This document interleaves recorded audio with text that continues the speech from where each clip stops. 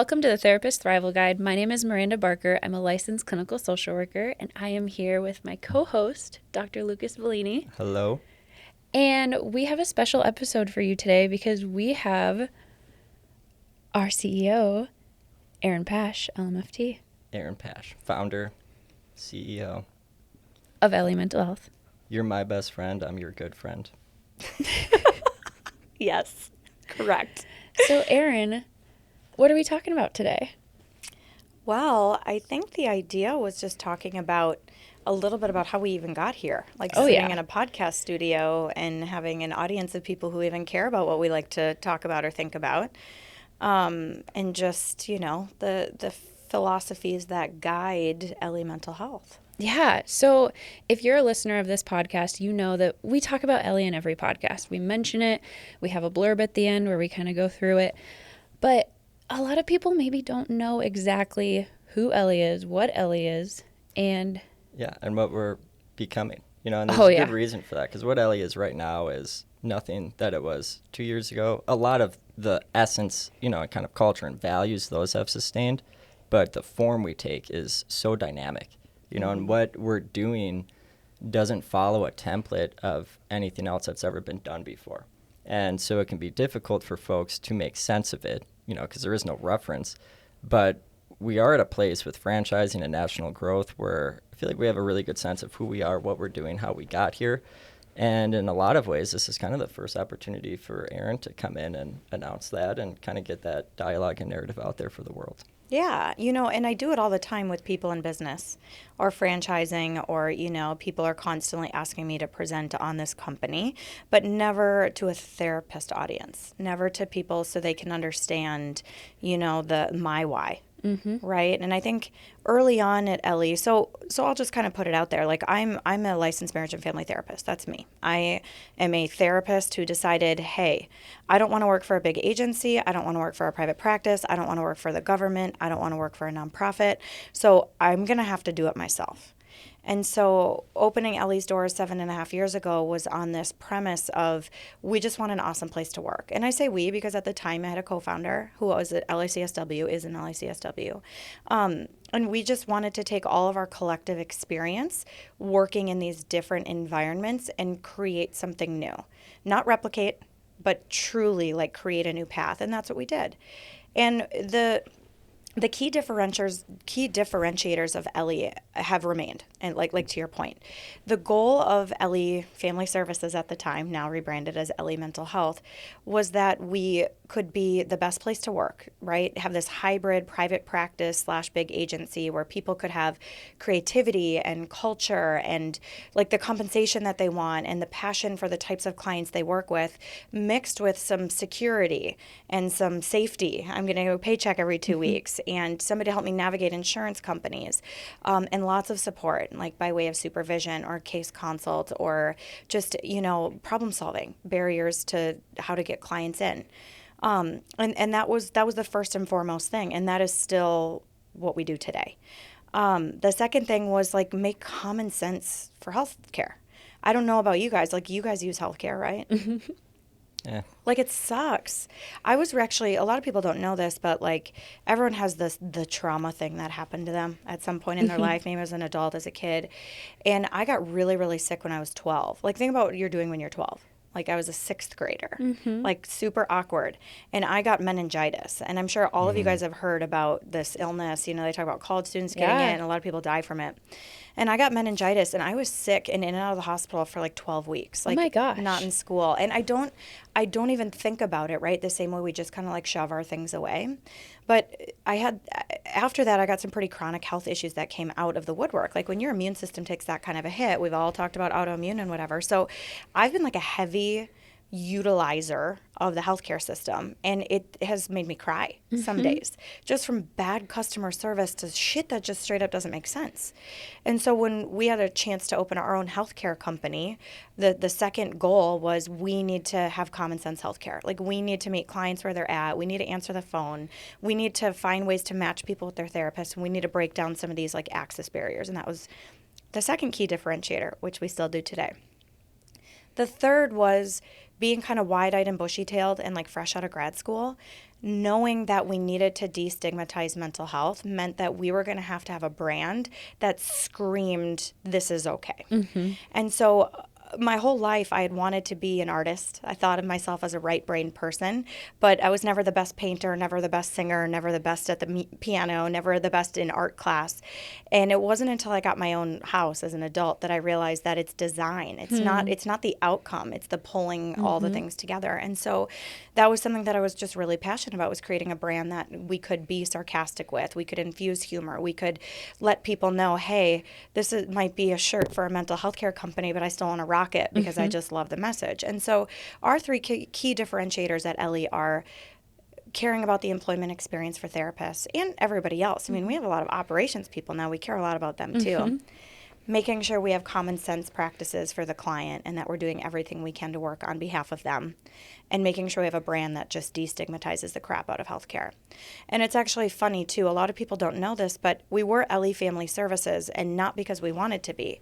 When we opened this business 7.5 years ago, the community, it wasn't ripe yet to say mental health, right? Thanks to a lot of unfortunate events, actually, like the pandemic and, children's mental health care has been an epidemic for a long time.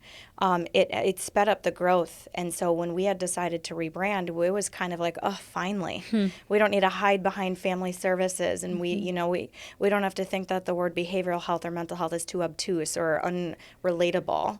We could finally come out and just be who we always wanted to be, which was a mental health company who wears it proudly. Yeah. So we talk a lot about filling the gap in mental health care. What did filling the gap look like when you first started? Was it those three key differentiators and doing outpatient therapy? Like what did it mean when you first started the company to fill the gap?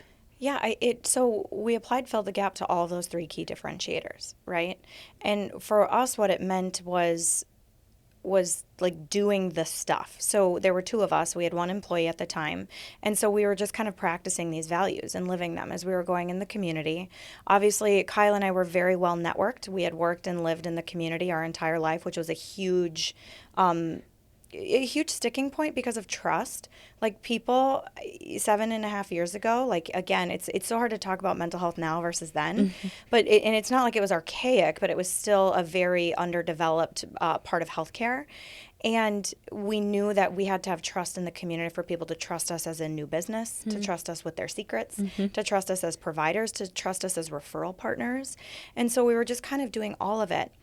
We focused on the client care, but what ended up happening was something kind of beautiful and brilliant. And it was that all of these key referral partners were also outpatient, or not outpatient, they were licensed mental health providers. And we would literally have team meetings where it was maybe the 3 or 4 or 5 of us. And we would have providers in the community knock on our door and be like, hey, we want to work here. And so our growth was by way of clinicians wanting something different, just like Kyle and I wanted, like a cool place to work where we could see our clients, have some cool collaborations, feel good about ourselves, and have a lot of flexibility, and then kind of go home, right? And so that was our growth story. That's how we filled the gap, is we created more opportunities for therapists to be in outpatient mental health because we created a work environment that allowed them to have the things that they wanted. And everything about Ellie from day one was just different. Like you had to function as a mental health agency. And so there were just a lot of things that were written in stone when it comes to regulations and just how you incorporate and whatnot. But I'll never forget the first time I walked into one of your clinics. Because when you invited me, it was like, hey, I started a private practice, and I'm like, oh, big whoop, everybody does that.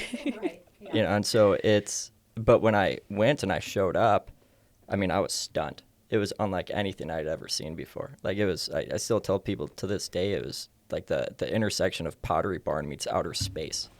There was a meditation room. It felt so good being there, and I remember not wanting to leave. Yeah. It's like, I want to be a part of this. I knew this was going to be special. I ruined most of that day. You probably remember what I did to you. So it was a Friday afternoon, and I didn't plan this until the moment I got there, and it was just so impulsive. But there was someone at the front desk, which I didn't expect, and they were like, hi, who are you? And for whatever reason, I decided to say, I'm Frank with DHS, and I'm here for a random audit. Can I please speak with Ms. Pash? Oh, I do remember that.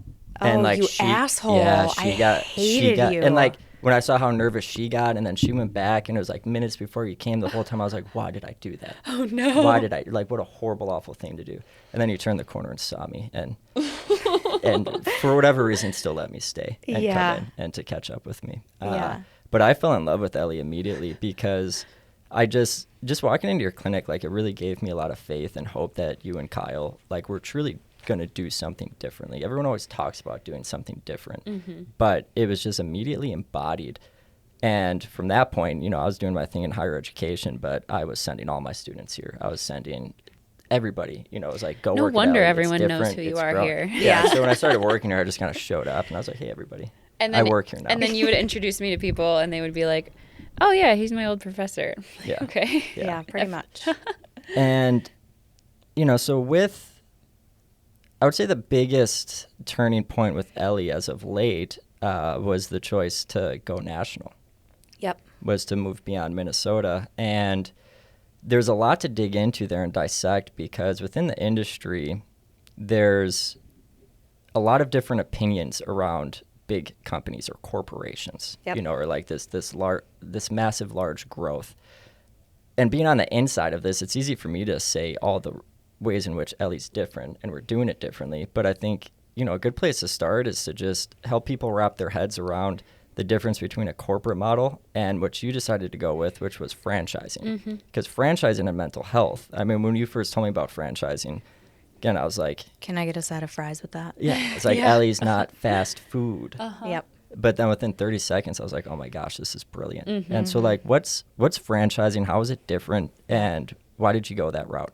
Yeah, so at the end of the day, right, we can talk about all the reasons we opened Ellie, and to consolidate it into one philosophy, it's social responsibility, right? Like, as mental health providers, we know that there's this like social pull for, like, I can make a difference on a microsystem level and see my clients, or I can make a difference on a macrosystem level. I mean, like, social workers can do those two paths in grad school, like, that's a thing.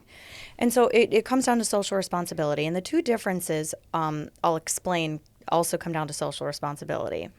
And so over the years, my personal practice when I was seeing clients was complex family systems. I would kind of go to different cities around the country and talk about complex family systems. And it was at these teaching or EduCEU events and all that kind of stuff that people would just fall in love with the Ellie model. They'd ask me lots of questions. They'd be like, come on, we need an Ellie here. We need an Ellie here. And I'd be like, you have an Ellie here. There's people in your community who are doing this. We're just like, kids from Minnesota doing our thing. And they'd be like, no, we don't. And then it was I keep messing with the microphone. It was a recurring theme. And so I was like, okay, maybe it's time to do diligence. Like, that social responsibility, like, piece in my gut is like getting triggered by all of these different speaking events. So I started to network with some of my friends who are therapists all over the country, from New York, from California, from Florida, from Colorado, and just kind of being like, do you guys really not have like this hybrid practice agency? And they were like, Erin, like, we really don't. They were like, if you do this, can I have one? I'd be like, okay, we'll talk about that. And so what we did is we looked at all the different ways, if we wanted to grow outside of Minnesota, how are we going to do it, and how are we going to be true to our values? How are we going to make it make sense for us? Because at this point, you had several locations in Minnesota. like 8 of them. Okay. And it's probably important to mention the way those grew were by therapists in the community who came to us and they're like, can we have an Ellie? And I'd be like, yeah, sure, we'll do it. I believe in you as a leader. You're passionate about your community. Let's do it. Right. And so they were all what we call corporately owned, meaning that I still owned them. But we paid for people to open them, the marketing, the liability, like, get everything up and running. But clinician leaders could focus on being clinical leaders. And that was the goal. Like, you could put all the noise behind you. And I had learned a little mini MBA opening all these different clinics. So I was grateful. I loved it. I loved being able to share this model with other people, right? Especially where I could kind of still have my hands on and make sure that as we were refining it and continuing and, having to pivot as the market changed, we could continue to be creative, which was one of our core values also. And that was just kind of how we grew organically. And so going back to these conversations on this national scale, there was that social responsibility, like, trigger in my gut that was like, we could be onto something here. Like, I'd love to share this model, but we have to do it so carefully. Because after all, if you just start handing things out and giving them away, there's a large margin of error that can happen when people are trying to replicate somebody else's thing, right? So we were actually pretty diligent in this process of talking to legal counsel. We went and talked to an attorney who said, it sounds like the model that you want to have, like maybe owners in different communities but they're like doing the LA model. Like, he's like, that's franchising. And I was so disgusted. I looked at him and I'm like, we are not the McDonald's of mental health. I'm like, thank you for your time. You can send me a bill. And I like stormed out of this I had lawyer's no office. idea you had the same first reaction to it as I did. Oh yeah, it was gross. Yeah. I mean, but like corporate felt gross too. Like it all felt gross. Like I believe in the power of private practice, and I know there's a lot of inefficiencies and just like kind of Wild West stuff happening that's not serving clinicians or consumers, right? And so it's this like very fine line of, we built a model that works, that really like tries to minimize the harm, if any, to clients and consumers in this process, while also providing extra support for therapists, while also keeping our third-party payers happy, while following all the government rules related to mental health and ethical guidelines. Like, there's this just teeny tiny narrow walkway that you can kind of exist in. And I was just like, there's no chance we can do that in a healthy way in the franchise model. So I left there. And explored other options for growth. Like corporate growth would mean that I would remain owning them and putting them in other communities, right? There's a lot of our competitors who are doing this, where they're owned by a single entity, maybe ran by a board of directors, and they are just opening all over. A lot of people in mental health, this is happening by way of acquisition. So buying up smaller group practices and private practices and stuff like that. And that's how some of our national competitors are building.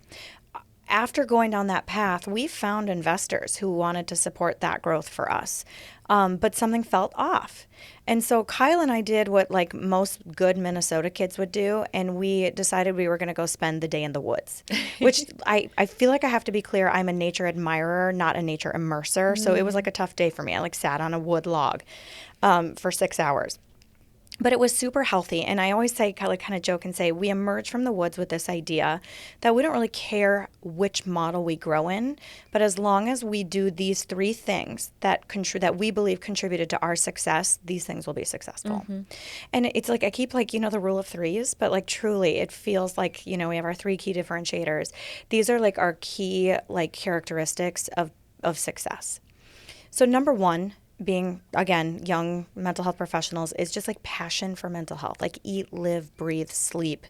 Can't wait to explore new interventions. Like people are like, what books do you read? I'm like, every research article on new emerging therapies. Like that, I love this field so much. I've personally experienced the way it changes lives. I have gotten to experience how it's changed my clients and other people's lives. Like I wholeheartedly believe in it. And there's no question when people talk to me that my passion is in this space of healing and helping humans in their relationships. So that's one, like a true passion and a willingness to own and share authentically your story of why you're so passionate about mental health. Number two is going back to that community roots thing, trust. I can't tell you how many people I know. It gives me the chills when I sit and talk about the trust piece and like the community piece.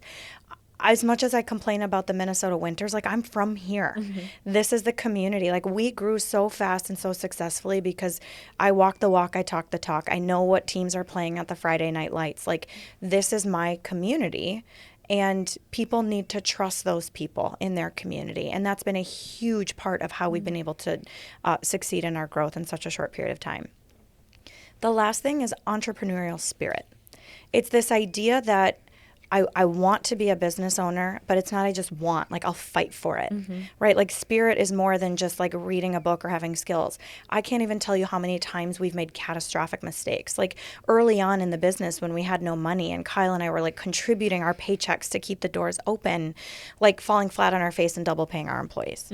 Like couldn't afford it, crazy mistakes. But that spirit in me was the motivating factor for we're going to do better. We're going to fix this. This is a fall and we're going to get back up again and we're going to fix it and we're going to do it right, and that willingness to change. And so it's those three things that contributed to Ellie being successful. And the aha moment for us was kind of if we could find other people who are passionate about mental health the way we are, who love and are immersed and grounded in a community the way we are, and who have entrepreneurial spirit or even experience like we have, like this is a winning model. Like we could find a way to healthily share this. So we went back to the same franchise lawyer or the business lawyer who I totally like disregarded and like flicked off and told him he was stupid. I was like, first of all, I'm sorry. Second of all, so I think we want a franchise, but like, can we use a different name? And he's like, the word franchise is like a federally protected name. There's this giant 300-page disclosure document called a franchise disclosure document, an FDD, that requires you to use the word franchising. I'm like, oh shit, okay, well I guess we're stuck with that, but I can brand anything, so we'll figure it out, right? And that was why we wanted to partner with like-minded, passionate community leaders who had experience in business, who could bring this model to life. People, like we created the entire operations model, but also leave just enough flexibility that people get to put their own stamp on Ellie. Like Ellie is all of us, right? You know, a lot of people think Ellie is me. Like, oh, your name starts with an E, you must love elephants. And actually I get mistakenly called Ellie all the time. I bet. But like truly Ellie is everyone.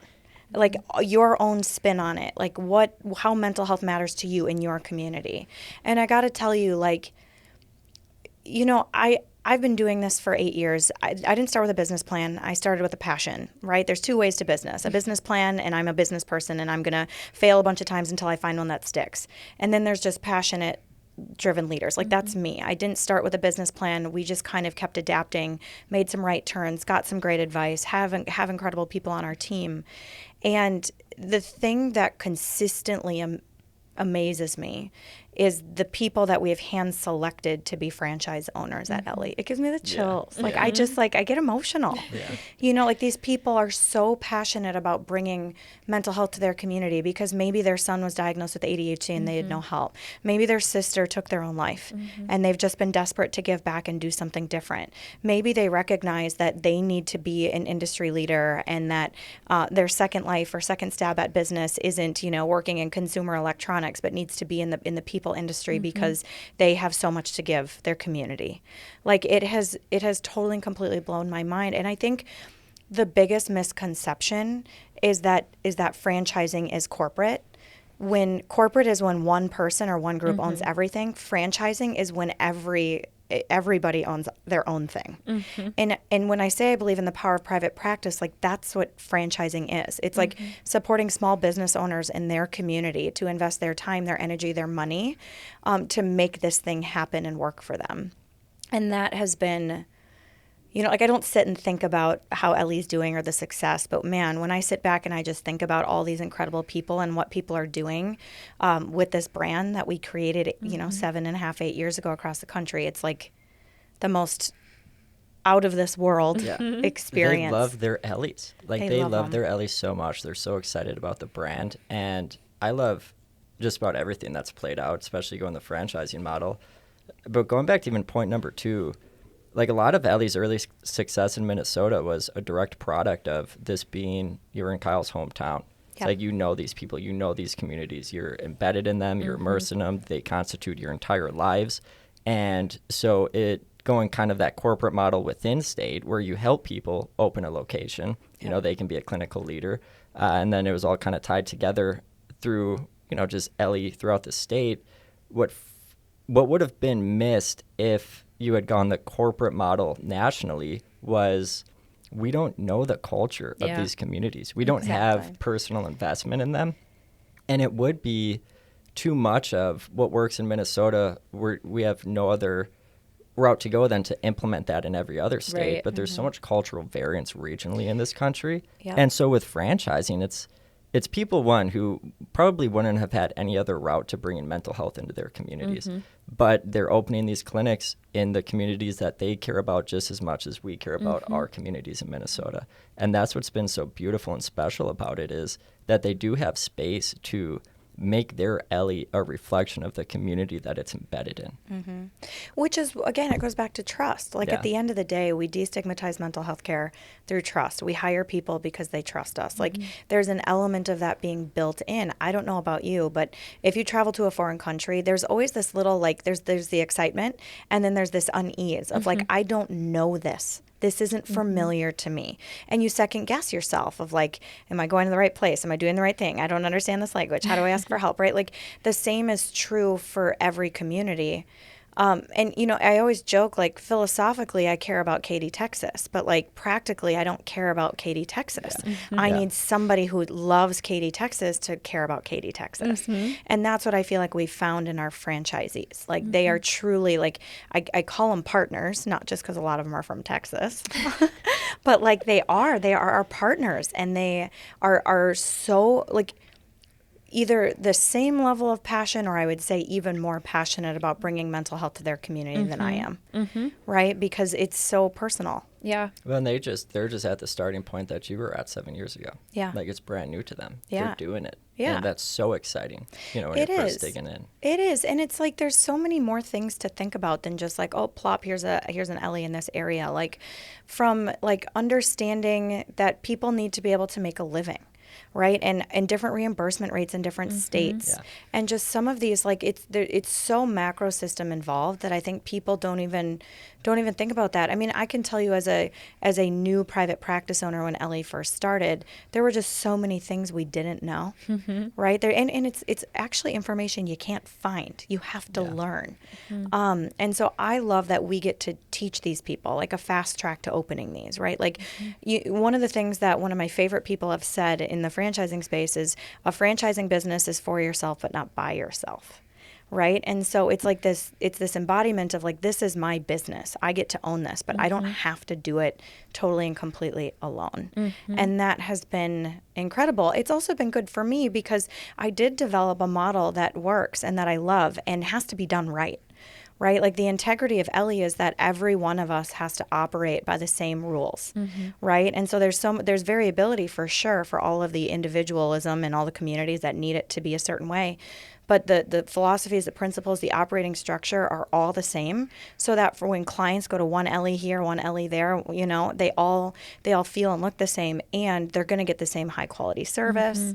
We're going to try and still be the best place for all clinicians to work. We're still going to destigmatize the crap out of mental health in their community, and it is something that nobody else is doing. I will tell you though, it's harder. And I think that's why. I can't believe how much I've learned. I thought it'd be easier. I'm like, oh, we have all these owners who want to do their own thing. It's a lot harder. There's a lot more. Like, think about that. Could you imagine having a business partner, but instead of having 1 or 2 or 5, you have 200 people who are wanting to like make their mark or ask questions or have their own opinions. And so the collective of that is like beautiful and amazing, and really awesome solutions and ideas come out of that. And it can be really challenging to make sure that we're meeting the needs of every person in that partnership. It just reminds me of the quote that's like, if you want to go fast, go alone. If you want to go together, or if you want to go far, go together. Yeah. And just how like much of an impact we can make when we have this massive group and family behind us. Well, and we're going fast. Let's talk about that. Oh, it's true. People, like, I would say that's the biggest criticism I receive. You're growing so fast. You're growing so fast. I'll be honest with you. I'm a little bit naive about it. I've only been growing fast. Yeah. Right? That's all I know in this industry. And we've had to pivot. And I've read books about, you know, what it's like to be a business in this time with this technology and all this kind of stuff. And a lot of them will say, do now, think later. Right? Like, do the thing, get the market. Like, think about companies like Uber and Airbnb. Like, they're just like, we're going now, we'll fill in the blanks later, right? That's just kind of how business in this century, decade work. And so we have had to be more methodical because we can't just go now, do later. This is people's health. And we are, you know, first and foremost, when we're making policies, it is for the clients. Right, like that is, they are our like I talk a lot about employees, and we do everything we can for them, but not necessarily before we think about the impact to the community for the clients. So number one, clients are always the people we think about. Like, this is their access to healthcare. Number 2 is our employees, and then number 3 is the communities at large, and that will always be kind of our order of how we do things. But mental health is like anything else that's growing really rapidly outside of Ellie. If we're going to have like our piece of the pie where we get to decide how things should go, being a clinician-led and driven business versus a entrepreneur or a equity-backed or some kind of other business where clinicians aren't kind of ruling the roost. We needed to put our footprint down and quickly. I will never have, even with a private equity partner, I will never have as much money as a giant company that's trying to acquire tons of practices. That's just not us. That's just not how we're doing it. It's not how we wanted to do it. And so in order to have like our footprint, like our shoe in the door, being like, hey, payers, listen to us. Hey, communities, we're here and we're doing the damn thing. Like, we've always had to grow fast. And that's why, like, the top 5 people are going to decide how this goes for clinicians, for clients, for the future of mental health care. And my hope is that, and my belief actually, is that we're one of those 5. You know, the footprint we're going to be making nationally is going to be one that says, hey, we're not a factory. Like, these are clinicians who are human beings, and they shouldn't have to see 35 or 40 clients a week to make a good wage. Like, these are clients who are not a number. We should not be putting them with the next available therapist. We should be making sure we find a good fit for them, so that when they go to therapy, they know that this is something that will help them and engage with them for as long as they need it to be. Like, there's so many nuances that we have to slow down and kind of do right. And this business just can't be a volume-based business. We're not Amazon. Well, and the need is growing fast. Yeah. I mean, like, at an unbelievable rate, the need for mental health therapists is growing and growing and growing. So, I mean, we have to be matching that. We do. And it's kind of like, I got really like sketchy but honest business advice about 4 years ago that says grow or die.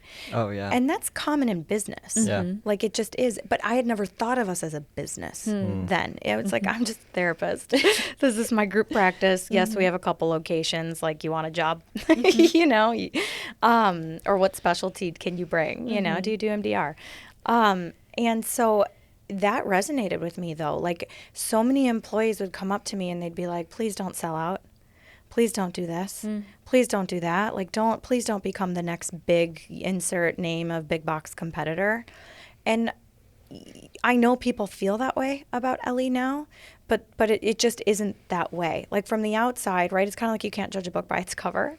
Like, from the outside, it might feel that way, but there's this whole network and system of individual practice owners and like continuously like promoting this operating model of, you know, lower quotas and flexibility and all these things that I just, you know, it's just like it's our ethos. It's like who we are. And I can confidently say we're one of the only big companies who are still empowering those philosophies to be happening in all the communities in which we're growing.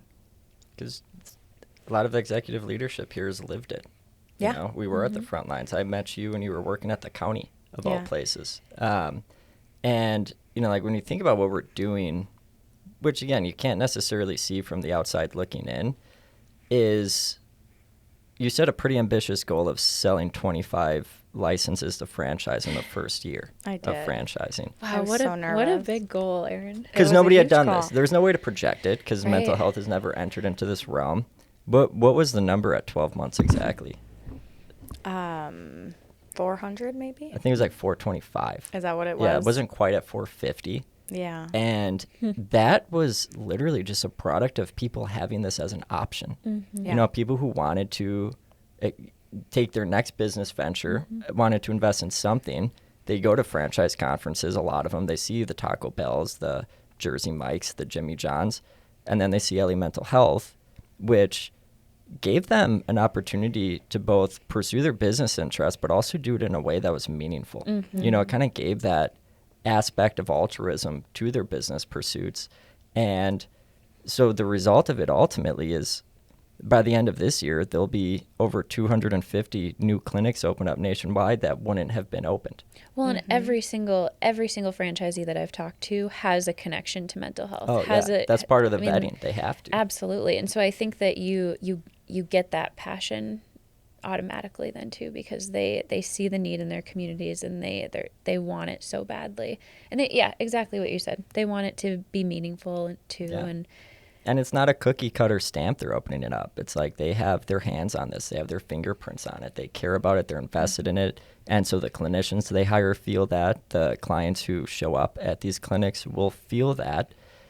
And ultimately, you know, whether we like it or not, we're living in a consumerist society. Like, we're constantly being hypnotized by branding, by signage, by what we see out there on a daily basis. And up until Ellie, there has not been a national brand at the level of brick and mortar community-based mental health agencies that society can anchor on. You know, and so just a mere fact of people starting to see Ellie Mental Health. And that's why that rebranding was so brilliant, and why it was decided that it needed to be mental health, because that's what we are, that's what we're doing.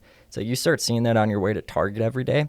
It doesn't mean you're automatically going to go to therapy, but it does mean that it's infiltrating the mainstream of society, where people are going to be much less hesitant to go to therapy, because therapy is just as much of an embedded part of society as all of the other brands and signage and services that we survive off of.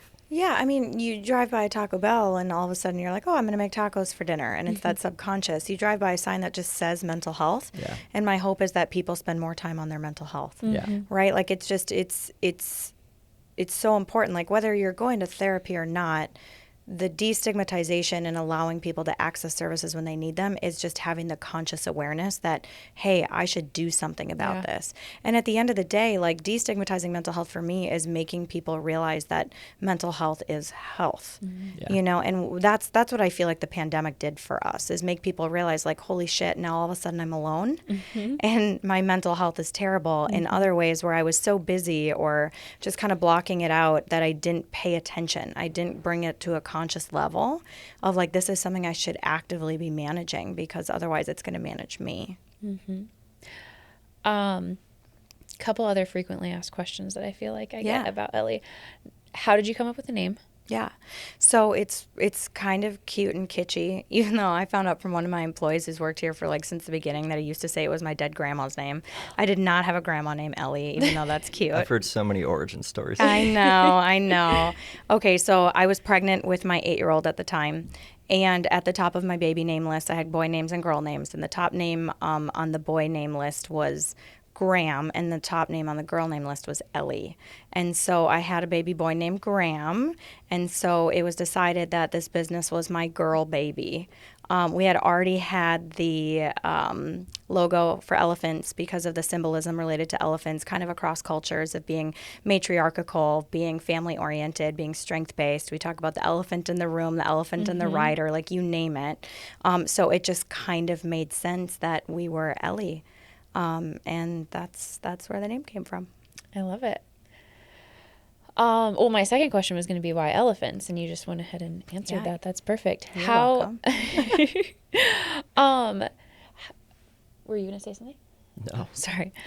How did you come up with, like, the colors, the branding, some of these different, like, stigmulator hashtag sort of stuff? Yeah, so the colors and all of that, I couldn't do another boring website of just, like, blue ocean waves and just, like, tranquility and, like, a lotus flower. Like, all of those things are important, and those can be the right things, but those are not me. My personality is eclectic, high energy, like, let's get out there, like, crass humor, authentic, like, bold, fresh, whatever. And I've been through so many marketing exercises that I can throw those words out. Before, I was just like, oh, they're blah, right? This is what it is. And so I actually met with a graphic designer, and we spent time together, like, philosophically talking about what the brand needed to be. And I kind of jotted a couple of things, like sketched a couple of things out on paper and sent them to her. And after about 3 revisions, our logo was set. And I was like, yes, this is exactly what it needs to be.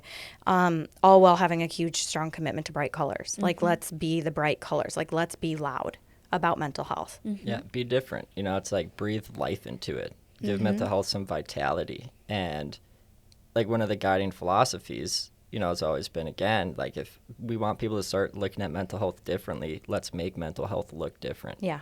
Let's have it show up in spaces that are already familiar to them and comfortable for them, and show up in ways that are not going to cause any strain because we're speaking the same language that they speak, because we're living all these same realities as they're living. Yeah. Yeah, no, I agree with you. And I don't know what's wrong with my brain, but I'm like a hashtag generator. I love it. I can't quite put a finger on it. I don't know how to like put it on my resume if I ever apply for a new job someday, but it is a gift. And I don't understand why, but just about all of our hashtags were just like a random, maybe made a Facebook post and then just like put it in there. And then somebody's like, hey, you should trademark that. I'm like, should I? Does somebody know a trademark person? Like, I love so it. like stigma later. I can remember the day I came up with that because I was thinking to myself, like, see you later, alligator. I don't know why, but then it just came out as stigma later, alligator. And I'm like, we need a t-shirt that says that. And then it just was, that kind of thing. And so I love it. I love the branding exercises. I love it when we get to be creative. My favorite t-shirt I've ever created is Everybody Sucks Sometimes, like just like a little, like sarcastic rose on it. I think about those things all the time. Humor is easily my favorite core value, followed by authenticity. And so it's just, the marriage of those two things that is how I lead this business, and making sure that people know they can have fun at work and they can show up their authentic self. I love it. Ellie has changed so much in the last several years. I mean, even just in the last year, it's changed so much. What do you see as, like, what's on the horizon for Ellie in the next few years? Well, we're committed to the franchising model. So the goal is to put an Ellie in every community that needs one / wants one. I think we pulled up some really fancy software that said we could put 2,000 Ellies in the United States. So that's the goal. My big dreams are that we can put Ellie in every community that wants one outside the bounds of the United States. And so started kind of fostering some of those conversations with people. I mean, people are desperate worldwide for a accessible mental health model that can be delivered to a community by way of our model. I mean, at the end of the day, clinic directors are the ones who are leading and guiding these practices, our franchise practices. The owners are the ones who are bringing it to their community with the entrepreneur experience and the passion, right? And so continuing to find that coupling of passionate leaders who are clinical leaders, which is the same thing we did here with people who are passionate leaders in the business sector is really the goal. And I've spent enough time with people kind of, and just even if just in Europe, right, just isolate that, who are like, man, we need mental health care here too. So that would be my dream, is that we get to take Ellie and, we like to disrupt the industry and push the bounds. So if we can push the bounds across the oceans, that would be just like an incredible dream. I love it. And it's always been about disruption, and kind of pushing the boundaries from day one, as you and Kyle would talk about it. And I would say, as far as where I see Ellie's at, as of right now, is at a point where, again, we were prepared to sell 25 licenses in that first year. Sold. We award licenses, Lucas. Award, sorry. Yes. Because it's a mutual selection. Yeah. They select us while we select them. I just pretend to be a businessman. Yeah, I love it. Keep going. Yeah. And so last year was a lot of oh my gosh, what are we, Mind blown. keep the walls up, Yeah. And so it was a lot of just keeping up with everything, getting that infrastructure in place to support the growth. But as things have really, stabilized, we've settled in, we got all the right people in the right places, we can start doing a better job with how we think about learning and development, with how we think about our relationships with managed care, and to be more collaborative and working together in these conversations that we're going to have far more access to have with them. The training and development of therapists, you and I are always passionate and talking a lot about training and education and how we can do that better. Even how we're starting to show up on social media. A lot of these are resources made possible by growth. And what we're always kind of balancing is the changes that need to happen in this industry. You can't do it as a small company or as a small agency. No. You just can't, because you're just ignored. People have no reason to listen to you when you're that small.